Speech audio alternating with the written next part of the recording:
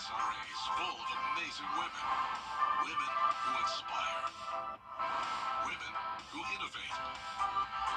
Women who lead. That's why News Channel 6 brings you Women to Watch. On the last Wednesday of each month, News Channel 6 recognizes local businesswomen who are making a positive impact in our community. Nominate someone today at WJBF.com. Sponsored by Goodwill. The CSRA. It's full of interesting people, fascinating stories, and plenty of stunning sights to see. Join Brendan Dawson as he hits the road, experiencing the fun adventures and wonderful people of the place we call home. These are your towns, your stories, and we assure you it's worth the drive. No matter the mode of transportation, come along for the ride. Your hometown road trip, Wednesdays at 12:30 on WJBF News Channel 6.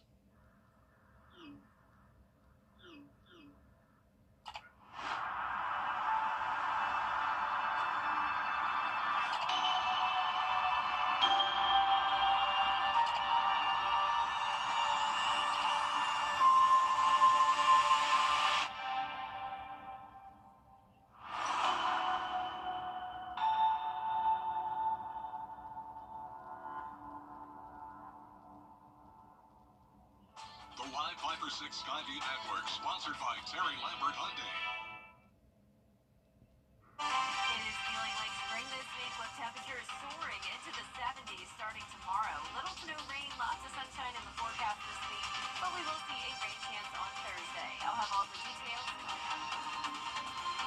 Now, on News Channel 6 at 6, a big vote for Augusta City leaders. Where some commissioners are leaning on that homestead exemption as Your News at 6 starts now. Live from Television Park, this is WJBF News Channel 6 at 6. Hello, everyone. I'm Jenny Montgomery. I'm Brad Means. We do thank you for joining us. Coverage you can count on begins with a heartbreaking tragedy in Gloverville, South Carolina. That's where a fire has taken the lives of young children and left a neighborhood devastated. It happened early this morning on Pine Street. Aiken Bureau Chief Sean Kapitstock is live there now with more. Sean?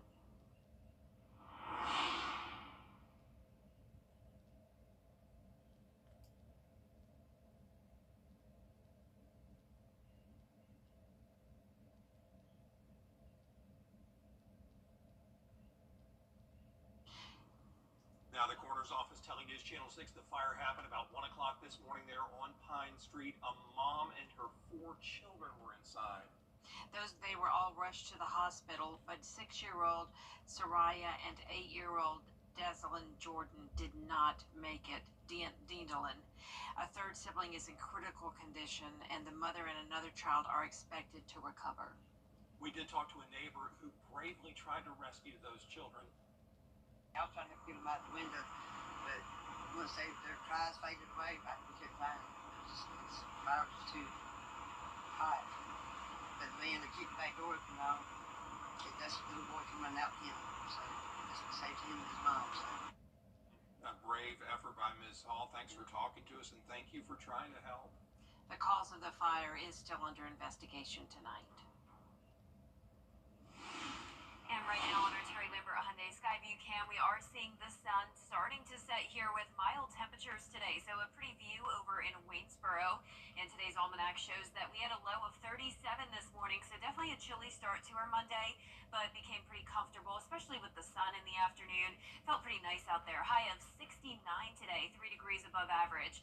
Right now our temperature change map is showing conditions, especially out towards the west, around 10 to even 13 degrees warmer than this time yesterday.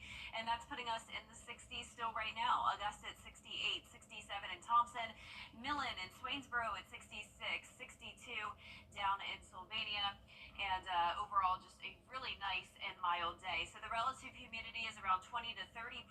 A lot of high pressure in effect, bringing the dry conditions, and those winds are coming out of the south. Very light though, only up to 5 miles per hour. And as for our satellite and radar, you can see we have low pressure down in Florida. That is bringing a lot of rain across the Sunshine State. But here in town, we have mostly clear skies, and it will stay that way the rest of this evening, dropping into the upper 40s by 9 p.m. So as we look ahead here, you can see warm and sunny conditions Tuesday and Wednesday. Then on Thursday, scattered showers return, and that will bring a bit of a cool down on Friday and as we start the month of March. But I'll have a full look at that coming up shortly, but back to you. A big decision facing Augusta leaders this week as commissioners get set to vote on whether they want to opt out of the floating homestead exemption. Here's George Escalon. Augusta leaders say it's a difficult decision. It protects homeowners. It protects homesteaded homeowners. The part I don't like is where the tax shifts to small businesses and commercial property owners. That also is a concern of mine. Commissioners scheduled to decide whether to opt in or out of the floating homestead exemption. This ties property values to the rate of inflation, keeping property taxes in check. Back in November, 62% in Augusta voted in favor. I'm voting to opt in. I don't think that is, a good message being sent from our government to take away what a majority of the people have voted to support. But the measure allowed governments to opt out, and some commissioners say after learning more about it, that's the route they want to take. Ashamedly, didn't really know what I was voting for. Had I known what I know now, I certainly would not have voted for it. But some taxpayers warn commissioners they need to follow the voters' lead. If I was a politician, I would be concerned about the fact that the voter that opted in may opt me out. City leaders have held public hearings and talked with their constituents, but Tuesday is the time they will decide whether to be all in or all out. In Augusta, George Escala, WJBF, News Channel 6. An arrest has been made in an Augusta murder. Jontez Durden is accused of shooting 32-year-old Alvin Rivers. It happened last Tuesday at a BP gas station on Gordon Highway. Rivers died several days later. Officers arrested Durden yesterday. In Aiken County, the search continues for a suspect accused of assault after a standoff in New Ellington. It happened at a home on Million Avenue. At one point, investigators say the suspect fired shots into the air. Nobody was hit. The victim was taken to the hospital. Investigators say the subject,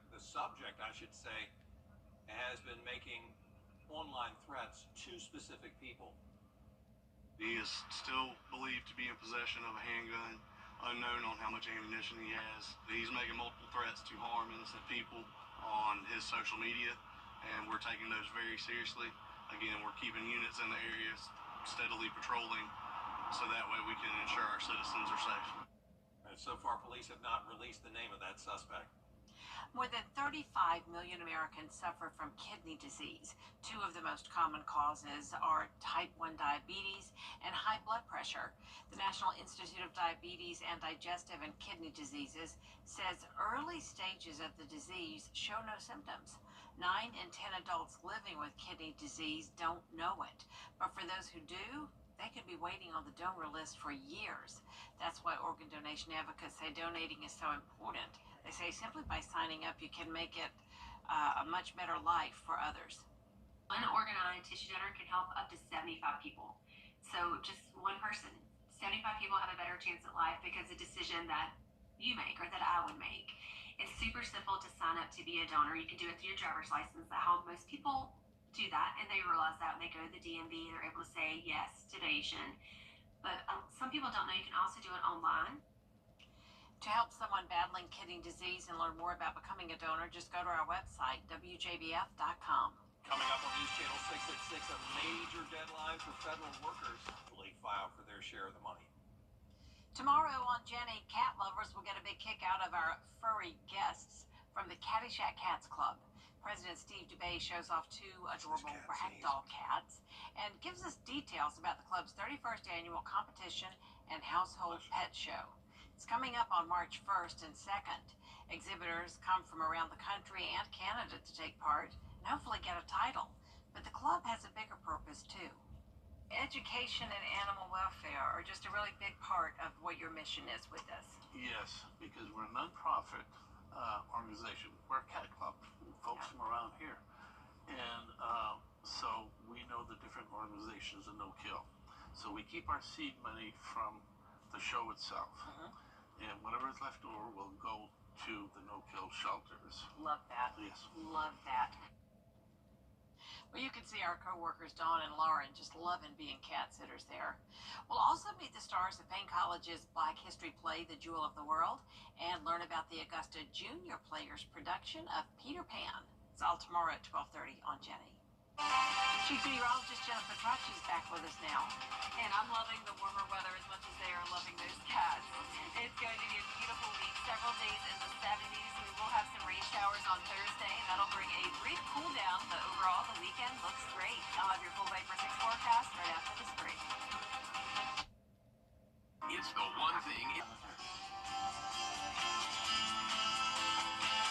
Over the years, thousands of people have gotten their hands on one. And who knows, you could be next. Win your very own Good Morning Augusta coffee mug at WJBF.com/coffee club. Sponsored by Honda Cars of Aiken. It's the one thing on News Channel 6. The prom is a special night for high schoolers, a chance to create memories that will last a lifetime. But for some families, the financial burden can be overwhelming. Join News Channel 6 as we present The Giving Gown, devoted to making sure that all young women feel beautiful on prom night.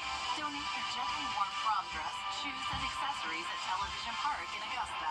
The Giving Gown, proudly sponsored by Bridgestone, Aiken Regional Medical Centers, and News Channel 6. Hi, I'm Mary Morrison with this week's community calendar. You're invited for themselves. Hundreds of millions recovered for our clients. Weather headlines on News Channel 6, brought to you by Hickson Roofing. The live Viper 6 Skyview Network, sponsored by Terry Lambert Hyundai. Now, your most accurate forecast with WJBF Live Viper 6. Welcome back. It's a nice day here in the CSRA, but not as nice of a day down in Florida. Pretty much the only state dealing with rain. We have low pressure down in the Gulf, and that's bringing scattered showers and even a few thunderstorms. But in our neck of the woods, we do have some cloud cover approaching our southern line counties. The rest of us are completely clear, but places like Emmanuel County are starting to see those clouds creep in from the south, and we can see that perfectly here on our Terry Lambert Hyundai Skyview cam. Pretty cool view. Sharp cutoff from the clear skies to the cloud cover. And here in town, we're sitting at 68 degrees. Winds are coming in light, only up to 5 miles per hour, and humidity is very low today at 26%. So temperatures are back to around where they should be for this time of the year. Low 60s towards the north, mid 60s down towards the south. The coolest spot is Washington at 61. Warmest spot would be places like Swainsboro at 66. Now, the pattern this week is very spring-like. High pressure will go back in control. That low pressure that we're watching in Florida will exit off into the Atlantic, and we will see warm temperatures all across the area. But speaking of spring, we do still have 24 days until the official start to spring. But overall, it does look like we will be ending the month of February on a warmer note. It is going to still be chilly at night, though, with lows in the upper 30s to low 40s, but still back to around average. And tomorrow, the high temperatures will be even warmer than they were today, getting all the way to 75 degrees in Augusta. Here's a look at your day planner, upper 30s to start, and then getting into those low 70s by the afternoon. Plenty of sunshine in the forecast both tomorrow and Wednesday, so your futurecast will not be showing much. Tonight at 8 o'clock, the winds are going to stay light, clouds, and all that rain moves into the Atlantic, and we will have the high pressure taking over the southeast. So winds will be coming in from the northwest briefly on Wednesday, but then notice that shift in wind direction ahead of a cold front. So ahead of that front, we're going to definitely be warming up by Wednesday, and then the front will come through Thursday afternoon into the evening hours, bringing a thin line of showers. So this will just be a few hours of a little bit of rain, followed by a brief drop in temperatures down to 65 on Friday. Still not very cool by any means, back to around average. But then above average temperatures come right back as we get to the weekend. So you can see it's going to be a perfect weekend. Back to 72 on Saturday, 70 on Sunday. Low temperatures in the upper 30s to low 40s. Then next week, which is the first week of March, we'll see those highs going back and forth from the upper 60s through low 70s. And also some slight rain chances, but overall February is ending pretty dry, other than that 40% chance of rain on Thursday. Now, congratulations to today's umbrella winner. That is Renee Dunn from Evans. Renee, you can pick up your Viper 6 umbrella here at the station and sign up to win yours on WJBF.com. All right, Jenna, thanks. Still ahead, the Westminster Schools of Augusta girls basketball Hear from junior guard India Williams on her 61-point performance last week in sports. Ready to develop more than a career? Weather headlines on News Channel 6, brought to you by Hickson Roofing. The Coffee Club on News Channel 6, sponsored by Honda Cars of Aiken. Now, WJBF sports coverage you can count on. The Westminster Schools of Augusta girls basketball team grabbed an 86-78 victory over defending champion Piedmont Academy last week in the Elite Eight behind India Williams' 61 points. The 19-6 Westminster Wildcats are Final Four bound in the GIAA state playoffs, their first appearance since 2018. Now, a key reason behind that success, junior guard India Williams in her play all season long. She averages 31 points per game, and she's already surpassed 1,000 career points in just two seasons, and is only up from here. It was just the mindset of just going out there and winning. You know, it wasn't really about the points. It was just fun. There's a lot of fast break opportunities, and just God helped me go out there and get that much. 61 is unheard of at the high school level. I mean, you got to think 32 minutes. She's averaging 2 points per minute. That is remarkable. To see someone like India do it, the work that she puts in, it was pretty special. Up next, the Wildcats face John Millage Academy on Wednesday. And the Wildcats, along with 14 other teams, are still alive in their quest for a state title. On the GHSA side, the Thompson and Josie girls teams will play each other for the fourth time this season. Now, this time in the Elite Eight on Tuesday. Now, on the South Carolina side, the North Augusta boys and girls teams play this week. And for a full list of teams, head on over to our website, WJBF.com. And the South Carolina baseball and softball teams both undefeated to start out the year as they both face their respective opponents on Tuesday. Now, South Carolina is just one of two schools in the country with both an undefeated baseball and softball team. Now, over the weekend, softball pitcher Jory Hurd was named the SEC Pitcher of the Week, striking out 12 batters in 15 innings. She's 7-0 on the season with a 0.19 ERA. Now, in baseball, the Gamecocks wrap up a 5-game homestand against Gardner-Webb. Their pitching staff has 99 strikeouts so far on the young season with a 2.09 ERA. Don't ignore the fact that it's obviously some big games, and look, I'm not looking beyond Gardner-Webb. I have a lot of respect for them. Monty tells me they swing the bats really well, and I want our players to approach Gardner-Webb like we're playing Clemson on Tuesday, quite frankly. First pitch set for 6:30 p.m. on Tuesday. All right. Thank you, Gianna. We'll be right back. So what do you think about these? Top of Terry at Terry Lambert Hyundai.